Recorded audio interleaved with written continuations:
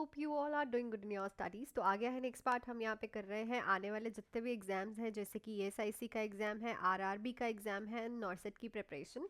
सो ESIC का exam तो होने जा रहा है 7 जुलाई को। सो उसके लिए बैचेस जो है स्टार्ट हो चुके हैं। प्लस आप भी अपनी प्रिपरेशन अगर सेल्फ स्टडी कर रहे हो तो थोड़ा और हार्ड वर्क करिए। एंड अगर आप इस चैनल पे न्यू हो तो प्लीज़ इस चैनल को सब्सक्राइब कर लीजिएगा एंड लाइक करिएगा वीडियो को, क्योंकि रेगुलरली मैं ऐसे ही क्वेश्चन यहाँ पे करवा रही हूँ। 240 क्वेश्चन हम कर चुके हैं, 241 क्वेश्चन हमने करना है आज। एंड अगर कोई भी बच्चा बैचेस ज्वाइन करना चाहता है तो 7973244089 पे कॉल या फिर मैसेज करके आप बैचेस ज्वाइन कर सकते हैं। बैचेस पे लगे हैं ऑफर। सो 2 बैचेस हैं हमारे पास, important topic plus MCQ batch, जो कि मेरा बैच था 1499 का, अब जो कि हो चुका है 1399 का। एंड जो मेरा फुल थ्योरी बैच था, थ्योरी बैच तो बहुत बेस्ट है। इसमें हम करने वाले हैं एनाटमी प्लस सारी theory plus important topics plus MCQ plus test series. So इसमें सारी की सारी चीज़ें करने वाले हैं। ये बैच था 2499 का, जो कि हो चुका है 2299 का। दोनों ही बैचेस जो है लाइव प्लस रिकॉर्डेड है, तो कोई भी बैच आप इस नंबर पे कॉल या फिर मैसेज करके ज्वाइन कर सकते हैं। सो चलते हैं हम अपने क्वेश्चन पे। 241 क्वेश्चन हम करने जा रहे हैं। सो क्वेश्चन हम पढ़ते हैं। सो क्वेश्चन है, the nurse is caring for a client with the diagnosis of chronic gastritis. The nurse monitored the client knowing that this client is addressed for which vitamin deficiency. तो एक client है, ठीक है, उसको क्या है, chronic gastritis है। chronic gastritis मतलब स्टमक की इन्फ्लामेशन है। तो अब क्लाइंट को आप किस विटामिन की डेफिशिएंसी के बारे में बताओगे। सो देखो, जब भी किसी पेशेंट को गैस्ट्राइटिस होता है तो आपको इतना पता है कि स्टमक के जो प्राइटल सेल्स होते हैं, ठीक है, स्टमक के जो प्राइटल सेल्स होते हैं वो क्या बनाते हैं, इंट्रिंसिक फैक्टर, ठीक है, इंट्रिंसिक फैक्टर। और वो क्या हेल्प करता है, हेल्प करता है absorption of the vitamin B12, ठीक है, B12 की वो विटामिन की ऑब्जॉर्प्शन में हेल्प करता है। सो अब देखो, अगर ये विटामिन की ऑब्जॉर्प्शन में हेल्प कर रहा है तो ऑब्वियसली अब तो प्राइटल सेल्स जो है वो क्या हो चुके हैं, इन्फ्लेम्ड हो चुके हैं, क्योंकि पेशेंट को गैस्ट्राइटिस हो चुका है। तो अब पेशेंट को क्या प्रॉब्लम हो सकती है, किस विटामिन की डेफिशिएंसी हो सकती है, विटामिन B12 की, ना ए की, ना सी की, ना ई की। सो किसकी आप एड्रेस करोगे, क्योंकि आपको क्रॉनिक गैस्ट्राइटिस है, आपके जो प्राइटल सेल्स हैं इस टाइम इन्फ्लेम्ड होंगे, ना इंट्रिंसिक फैक्टर बनेगा जिससे ऑब्जॉर्प्शन नहीं हो पाएगी विटामिन B12 की। सो दैट्स वाई पेशेंट को हम बोलते हैं, एड्रेस करते हैं कि विटामिन B12 की डेफिशिएंसी होने के चांसेस है। नेक्स्ट क्वेश्चन है, patient is planned for adrenalectomy, which of the following intervention should the nurse expected will be ordered by physician for this patient. तो एक पेशेंट है, उसकी एड्रीनलेक्टमी हुई है। एड्रीनलेक्टमी होती है removal of the adrenal gland. जो एड्रीनल ग्लैंड होता है जिसको हम बोलते हैं सुप्रारीनल ग्लैंड, ठीक है, रीनल के ऊपर वाले ग्लैंड को सुप्रारीनल ग्लैंड को बोलते हैं हम, रीनल ग्लैंड, उसकी हम रिमूवल करते हैं। सो नर्स अब क्या एक्सपेक्ट करेगी कि जो डॉक्टर है उसने इस पेशेंट को क्या ऑर्डर किया होगा। Administer IV steroids, with hold all the medication for 48 hours, collect sputum specimen, provide high protein diet. So देखो, जो एड्रीनलेक्टमी वाला पेशेंट होता है उसका एड्रीनल ग्लैंड जब आपने रिमूव कर दिया तो लाइफ लॉन्ग उसको ऑब्वियसली क्या चलने वाले हैं, अब हार्मोन रिप्लेसमेंट। तो इन पेशेंट्स को स्टीरॉयड थेरेपी दी जाती है, बिकॉज स्टीरॉयड्स इसलिए दिए जाते हैं बिकॉज इनसे जो हार्मोन्स बनते हैं वो सबसे पहले तो एंटी इन्फ्लामेटरी होते हैं, ठीक है, कॉर्टिजोल बनता है, मिनरलोकॉर्टिकॉइड्स बनते हैं, ग्लूकोकॉर्टिकॉइड्स को ही कॉर्टिजोल बोलते हैं, एंड्रोजन्स बोलते हैं। सो इसी वजह से सबसे पहले उसको IV स्टीरॉइड्स दे जाते हैं। सो नर्स क्या एक्सपेक्ट करेगी कि ऑर्डर जो है होगा IV स्टीरॉइड्स लगाना स्टार्ट करो पेशेंट को। नेक्स्ट है, what is the first step of abdominal assessment. इस पे लगाओ जरा 5 स्टार। तो 5 स्टार इसलिए लगवा रही हूँ क्योंकि क्वेश्चन आया है बहुत ट्रिकी। क्या कह रहा है कि फर्स्ट स्टेप क्या है एब्डोमिनल असेसमेंट का, ठीक है। सो हमने फिजिकल असेसमेंट पढ़ी हुई है। सो फर्स्ट स्टेप बताओ क्या है, प्रिकॉशन, पाल्पेशन, इंस्पेक्शन या फिर ऑस्कल्टेशन। तो फर्स्ट स्टेप चाहे आप फिजिकल किसी और पार्ट का कर रहे हो चाहे अब्डोमेन का कर रहे हो, ऑलवेज क्या ही रहता है, हमारा इंस्पेक्शन ही रहता है। इंस्पेक्शन के बाद हमारा जो अब्डोमिनल असेसमेंट है उसमें जो सेकंड चीज़ आती है इज़ योर ऑस्कल्टेशन। क्यों ऑस्कल्टेशन हम यहाँ पे पहले करते हैं, नहीं तो ऑस्कल्टेशन बाकी पार्ट्स में फोर्थ नंबर पे आता है, मतलब लास्ट स्टेप होता है। ऐसा क्यों? क्योंकि हमें यहाँ पे क्या ऑस्कल्टेट करनी होती है, बावल साउंड्स, ठीक है। अगर आप पहले प्रिकॉशन कर लोगे, पाल्पेशन कर लोगे, तो उसकी जो बावल साउंड्स है वो ऑल्टर हो जाएंगी, ठीक है। सो हमेशा जो सेकंड स्टेप रहता है वो ऑस्कल्टेशन रहता है, पर फर्स्ट स्टेप सब में इंस्पेक्शन ही रहेगा। और देखो कितना एग्जामिनर ने आपको अच्छे से क्वेश्चन पूछा है कि फर्स्ट स्टेप बताओ, क्योंकि ऑब्वियसली सबको पता होता है ऑस्कल्टेशन, तो without any here and there बच्चे जो है ऑस्कल्टेशन लगा जाते हैं टिक। तो ध्यान से देखो, यहाँ फर्स्ट स्टेप पूछा है, अब्डोमिनल असेसमेंट आपको वैसे ही उसने लिख दिया। क्लियर? चलो नेक्स्ट क्वेश्चन पे चलते हैं। Soon after the admission of the client to the hospital with a head injury, the temperature rises to 102 degree Fahrenheit. The suggestive injury to be, सो क्या है, एक पेशेंट है, एडमिशन हुआ है हॉस्पिटल में, हेड इंजरी है उसको, टेम्परेचर जा रहा है उसका 102 डिग्री फ़ारेनहीट। तो अब सजेस्टिव डिग्री क्या, मतलब इंजरी क्या हो सकती है इस पेशेंट की? पैलेडियम में हुई है, थैलमस में हुई है, टेम्पोरल लोब में की हुई है, या फिर हाइपोथैलमस में हुई है। सो आपको पता है हमारा टेम्परेचर रेगुलेटिंग सेंटर कौन है? हाइपोथैलमस। हाइपोथैलमस को हम क्या बोलते हैं? टेम्परेचर रेगुलेटिंग सेंटर, क्योंकि ये हमारी बॉडी का टेम्परेचर को रेगुलेट करता है, इसलिए हम इसे बोलते हैं टेम्पर रेगुलेटिंग सेंटर। तो अगर बाई चांस पेशेंट को हेड इंजरी हुई है, यहाँ पे लिखा है हेड इंजरी हुई है, तो और उसका टेम्परेचर इंक्रीज हो रहा है, so there is a chances कि जो इंजरी है वो थैलमस एरिया पे, हाइपोथैलमस एरिया पे हो गई है पेशेंट को। नेक्स्ट पे चलते हैं, which of the following would lead the nurse to suspect the meningitis has lead to dissemination coagulation. So एक पेशेंट को मेनिंजाइटिस है, इन्फ्लामेशन ऑफ द मेनिंजेस, तो ऐसी कौन सी चीज़ है जो कि नर्स देख के बोलेगी कि पेशेंट को डिसेमिनेटेड कोआगुलेशन हो गया है? डिसेमिनेटेड कोआगुलेशन होता है कि बॉडी की जो एबिलिटी है वो बिल्कुल कम हो जाती है स्टॉप करने की ब्लीडिंग को, स्टॉप करने की ब्लीडिंग को, पेशेंट के क्लॉट नहीं बन पाता, ठीक है। और पेशेंट को यहाँ पे है भी क्या, meningitis, inflammation of the meninges. So क्या देखने को मिलेगा?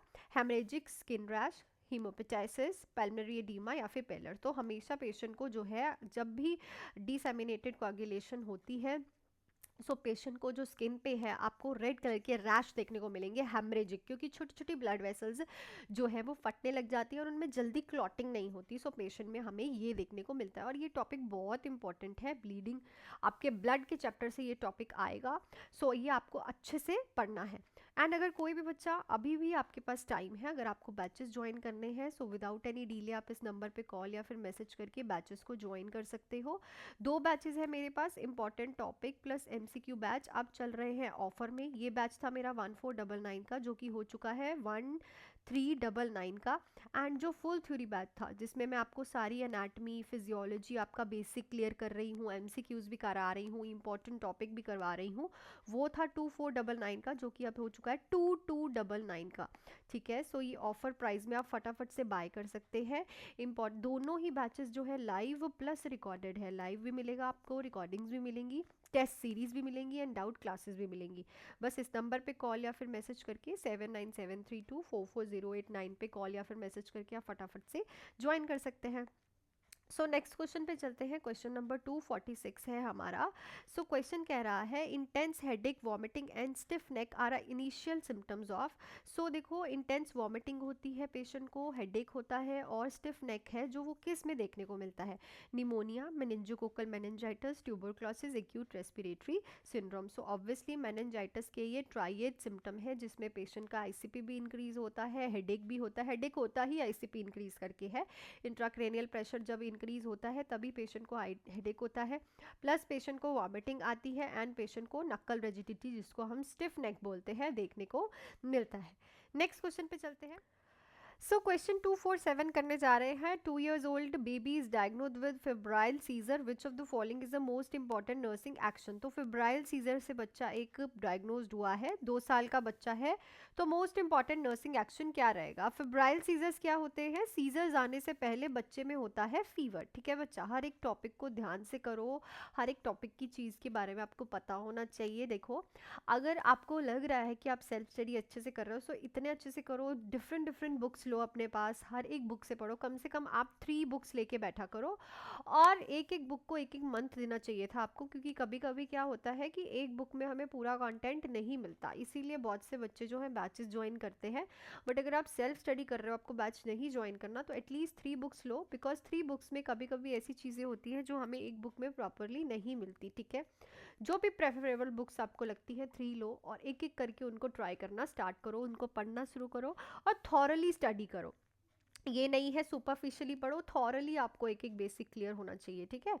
सो फेब्राइल सीजर क्या होते हैं, फीवर आता है उसके बाद सीजर आता है, तो इंपॉर्टेंट नर्सिंग एक्शन क्या रहेगा, send sample of CVC, place a urine collection bag and specimen cup at bedside, place a cooling mattress on his bed, pad the side rails of his bed. So obviously pad करने हैं आपको side rails of the bed, क्योंकि देखो seizures आएंगे obviously fever के बाद patient को, तो देयर इज, और बच्चा भी कितना है, छोटा है, 2 साल का बेबी है, सो उसको फिर इंजरी होने के चांसेस हैं। देखो सीजर्स में ऑब्वियसली हमेशा protect the patient from the injury सबसे पहली प्रायोरिटी नर्सिंग एक्शन रहता है। नेक्स्ट है the nurse while taking care of patient with the cervical level injury cord should give priority of following nursing diagnose. तो देखो एक patient है, आप उसकी केयर कर रहे हो, उसकी सर्वाइकल लेवल पे स्पाइनल कॉर्ड इंजरी हुई है, ठीक है, जो सर्वाइकल रीजन होता है, तो प्रायोरिटी क्या रहेगी नर्सिंग डायग्नोसिस में, या risk of hypertension, infective airway clearance, infective thermo regulation, impaired physical mobility. So देखो अगर किसी को सर्वाइकल लेवल स्पाइनल कॉर्ड की इंजरी होती है, so there is a chances of phrenic nerve damage. So phrenic nerve जो डैमेज हो जाएगी, तो वो डायरेक्टली लिंक है हमारे रेस्पिरेटरी सिस्टम से। सो सबसे इंपॉर्टेंट इस टाइम रिस्क जो प्रायोरिटी हमारा डायग्नोज रहेगा इनइफेक्टिव एयरवे क्लियरेंस का रहेगा, क्योंकि सर्वाइकल लेवल की कॉर्ड इंजरी है। अब ये आपको पता होना चाहिए कि कौन कौन से लेवल पे जो इंजरी होती है स्पाइनल कॉर्ड की, वो किस किस चीज़ को अफेक्ट करती है, सो उसके हिसाब से प्रायोरिटी चेंज होगी, ठीक है। नेक्स्ट है विच exercise would be most beneficial for a client with COPD. तो क्रॉनिक ऑब्स्ट्रक्टिव पल्मोनरी डिसऑर्डर वाले पेशेंट को सबसे बेनिफिशियल क्या एक्सरसाइज रहने वाली है, controlled coughing, spirometer use, whistling while excelling, deep breathing. So obviously इस पेशेंट को रहने वाला है डीप ब्रीदिंग। क्यों डीप ब्रीदिंग करेगा, तो प्रॉपरली गैस एक्सचेंज होगा पेशेंट के, क्योंकि इस पेशेंट में कार्बन डाइऑक्साइड रिटेंशन होती है, ठीक है ना, कार्बन डाइऑक्साइड रिटेंशन होती है, और ड्राइव किस चीज़ की होती है, ऑक्सीजन की। सो ये ड्राइव को पूरा करना और ऑक्सीजन रिटेंशन को कम करना डीप ब्रीदिंग बहुत ज़्यादा हेल्प करेगी पेशेंट के। नेक्स्ट है हमारा question, the most significant complication in client undergoing chronic peritoneal dialysis. तो किसी पेशेंट का क्रॉनिक पेरिटोनियल डायलिसिस हो रहा है, तो सबसे ज्यादा क्या कॉम्प्लिकेशन देखी जाती है, पल्मोनरी एम्बोलिज्म, हाइपोटेंशन, डिसिप्निया या फिर पेरिटोनाइटिस। सो इस क्वेश्चन का आंसर आपको पता है, लास्ट क्वेश्चन है, तो आपको कमेंट सेक्शन में लिखना पड़ेगा। सो विदाउट एनी डिले इस क्वेश्चन का आंसर कमेंट सेक्शन में लिख के बताओ। सो जो मैंने कल आप लोगों से क्वेश्चन पूछा था हमारा 240 कि चेन ऑफ इन्फेक्शन को आप कैसे ब्रेक कर सकते हो मोस्ट इफेक्टिवली। सो जिन्होंने लिखा है hand hygiene, they are very good. Hand washing जो है सबसे इंपॉर्टेंट स्टेप होता है टू इन्फेक्शन को ब्रेक करना, इन्फेक्शन की चेन को ब्रेक करना। सो हैंड हाइजीन जो है इफेक्टिव चीज़ है। So that's it for this questions. Video को लाइक कर दो, शेयर कर दो, और अगर आपको बैचेस ज्वाइन करने हैं, 2 बैचेस हैं हमारे पास, important topic plus MCQ batch, जो कि था मेरा 1499 का, अब ऑफर प्राइस में हो चुका है 1299 का। एंड जो हमारा फुल थ्योरी बैच था, जो कि था 2499 का, ऑफर प्राइस में अब हो चुका है 2299 का। सो कोई भी बैच इन दोनों में से आप ज्वाइन कर सकते हो, दोनों ही लाइव प्लस रिकॉर्डेड बैच है।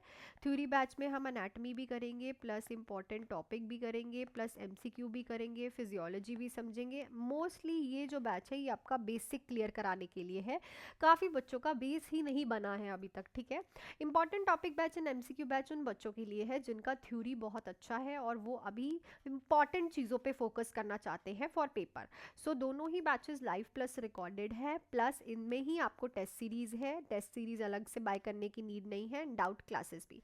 इस नंबर पे कॉल या फिर मैसेज करके आप फटाफट से बाय कर सकते हैं। So that's it for this video अच्छा लगा हो तो प्लीज़ लाइक करिएगा, शेयर करिएगा and subscribe to this channel. Until मैं कल आपको एक नई वीडियो के साथ मिलती हूँ, तब तक के लिए all the best, do hard work and make your parents proud. All the best.